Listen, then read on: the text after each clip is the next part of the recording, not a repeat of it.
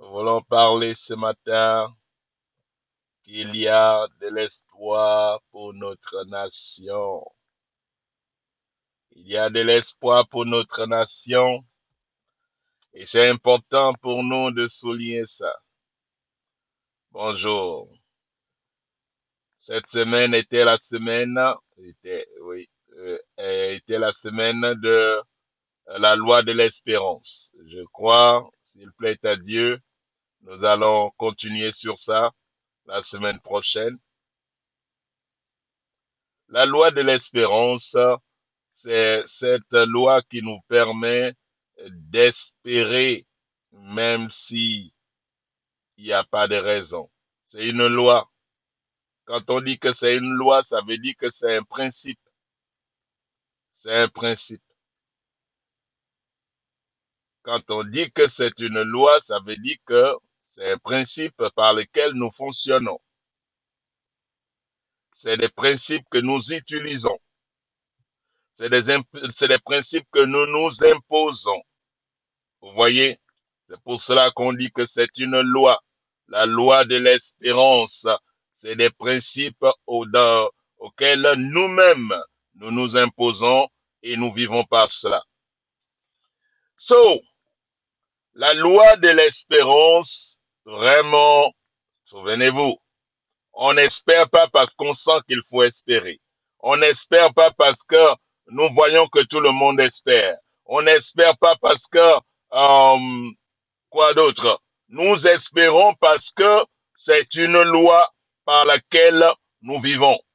Espérer te demande de vivre l'espoir même si il n'y a pas de raison d'espérer. C'est ça la loi de l'espérance. Demain, on va rentrer dans les détails de cela. Pourquoi cela est une loi? De la même manière que tu te lèves le matin et certainement tu prends une douche et certainement tu prends le petit déjeuner. C'est des lois. Si tu ne te laves pas le matin, si tu ne prends pas le petit déjeuner, si tu ne prends pas le déjeuner et tu ne prends pas le dîner et que tu fais ça comme ça pendant quelques jours, tu vas commencer à te décomposer. C'est ça. Quand les lois sont envoyées pour nous protéger, ce n'est pas envoyé. On s'impose des lois pour nous protéger, pour nous épargner et aussi pour nous préserver. Et c'est ce que la loi fait. La loi et les principes, ça consiste à nous protéger, à nous préserver et à aussi nous épargner. Si tu ne vis pas par les principes, tu es un homme dangereux. Tu es un homme qui risque d'être vraiment, c'est comme une poule à la basse-cour dans la basse-cour. On peut l'attraper n'importe comment et on va faire le poulet rôti. Excusez-moi. Partagez la vidéo. Je ne vois pas une dizaine de personnes. C'est comment vous êtes passé où? Alors, nous allons lire dans Jérémie chapitre 31, le verset 17. Voici ce que dit la parole. La Bible nous dit ceci. Il y a de l'espérance pour ton avenir. Il y a de l'espérance pour ton avenir. Bonjour Madame Samba, Madame Sylvette, bonjour. Bonjour, bonjour. Il y a de l'espérance pour ton avenir, dit l'Éternel. Tes enfants reviendront dans leur territoire, parce qu'il y a de l'espérance pour ce territoire. Il y a de l'espérance pour l'endroit où tu habites. Il y a de l'espérance. Pourquoi? Premièrement, parce que tu vis par espoir, par espérance. C'est par espérance que tu te réveilles ce matin et que tu ne te morfonds pas et que tu ne te couches pas restant dans le lit. C'est par espérance que tu t'es connecté ce matin. Il faut savoir, vraiment, nous utilisons certaines choses et nous ne connaissons pas leur fondement. Dieu ne peut jamais ôter l'espérance de la vie de celui qui désire espérer. Il ne le fera pas.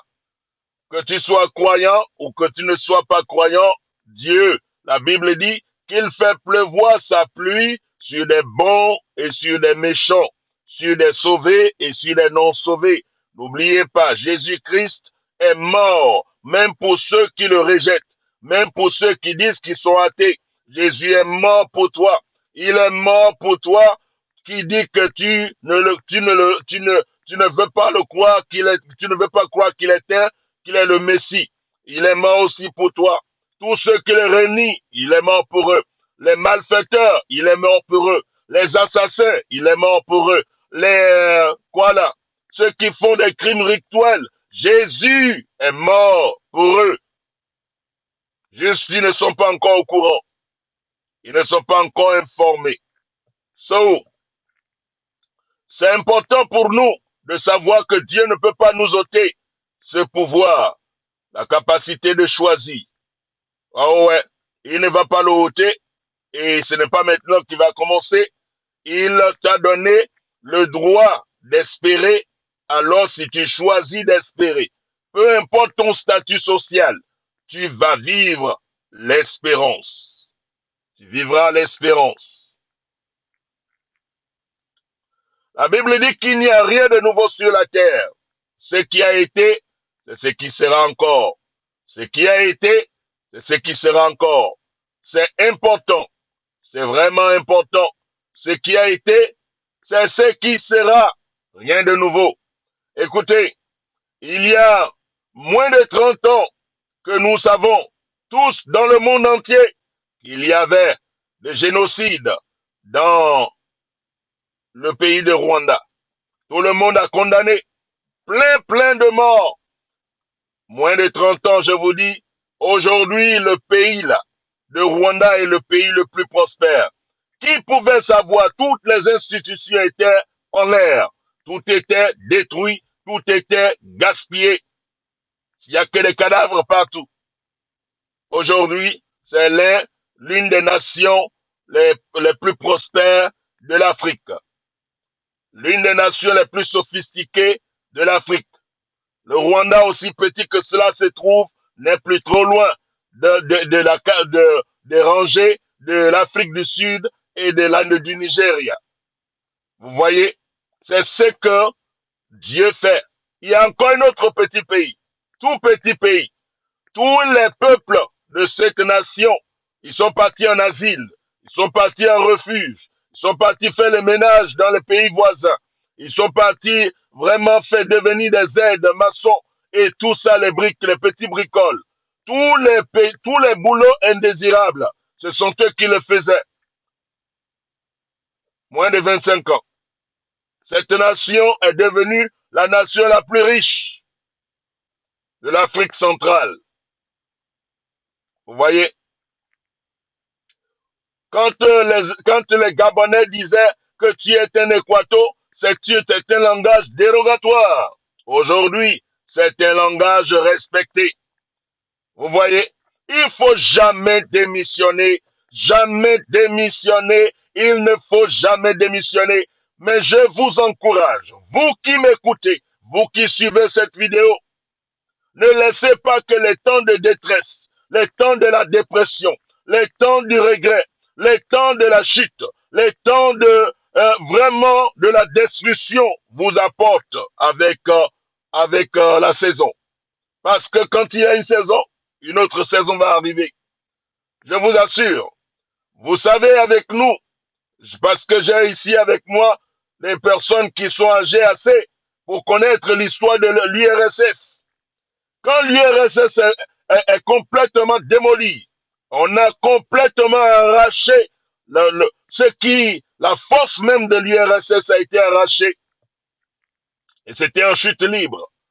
Les vivres venaient de partout pour aller soutenir les Russes. On partait de tous les parts pour apporter des médicaments, des vivres, vraiment des choses de première nécessité, parce que leur économie a été décimée, leur source de soutien est complètement destituée. Vous voyez, la Russie d'aujourd'hui, qui était l'URSS d'hier, est l'une des puissances incontournables sur la plateforme mondiale. Est-ce que tu vas laisser que des temps de détresse, la saison de détresse t'emporte et que tu ne vois pas la saison de l'abondance? Le temps de l'abondance arrive. Est-ce que tu seras encore là? Je ne sais pas dans quelle nation tu te trouves. Peut-être qu'il semble ne plus avoir d'espoir. Mais moi, je viens pour te dire aujourd'hui, espère toujours. Espère quand il n'y a pas de raison d'espérer. Espère quand toutes les raisons, toutes les informations et tous les faits sont rassemblés ensemble pour te dire qu'il ne faut plus espérer. Espère toujours. Espère que quelque chose de différent va se produire. Espère.